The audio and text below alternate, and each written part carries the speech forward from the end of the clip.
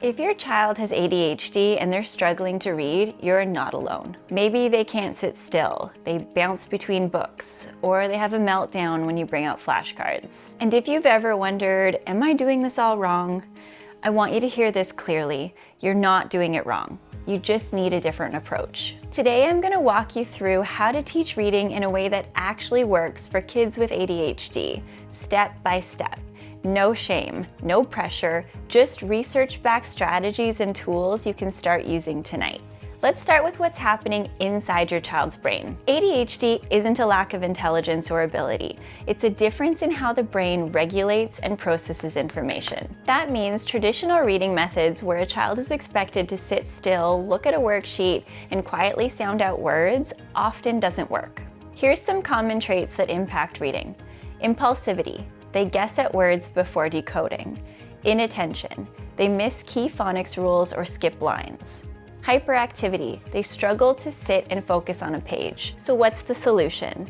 We teach differently, not with discipline or strict boundaries, but with strategies that match the way their brain works. Here's the framework I use with ADHD learners, whether I'm working in-home with families or using the active reader curriculum. I call it teach short, teach smart, and teach with the senses. The first thing I do is short, structured lessons. Your child doesn't need a 45-minute reading block.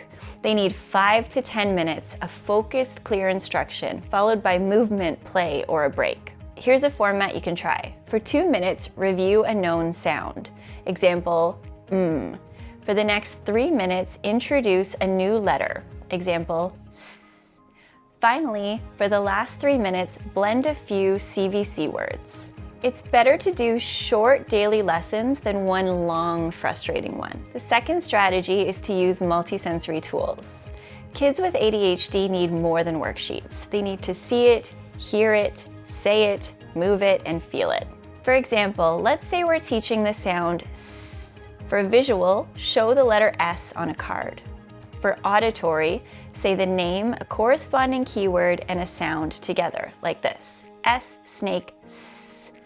For kinesthetic, skywrite the letter with your arm.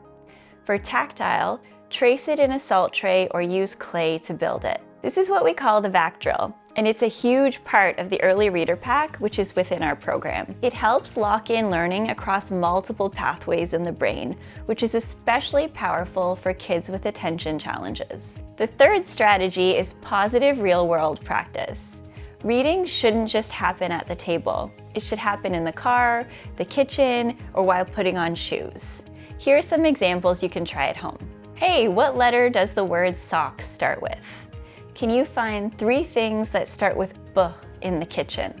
These small moments, informal and pressure-free, are pure gold. Now here's what to do when things get hard. Let's talk about the meltdowns, the moments where your child refuses, maybe tears up a worksheet, or just can't sit for another second. Here's what I want you to remember. Frustration is a signal, it's not a failure. When this happens, pause the lesson. Say, looks like we need a break. Come back later or tomorrow. Celebrate effort, not accuracy. You're playing the long game here. And the most important thing you're building isn't reading, it's trust. Now here's what a typical 10-minute session looks like using the Active Reader's Early Reader Pack, which is designed for kids like yours. Step 1, for sound review.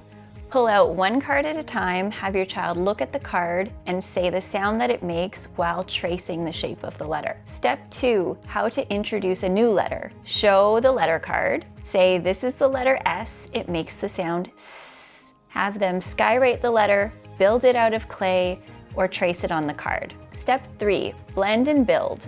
Use magnetic tiles to build SAT, MAT, or SAM. Step 4, read and celebrate. Read a decodable sentence. Sam sat. Say, you did it, that's reading.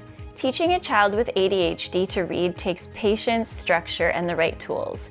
But I promise you, it's not only possible, it's joyful. You don't need to be perfect. You don't need a classroom. You just need a plan that fits your child's brain.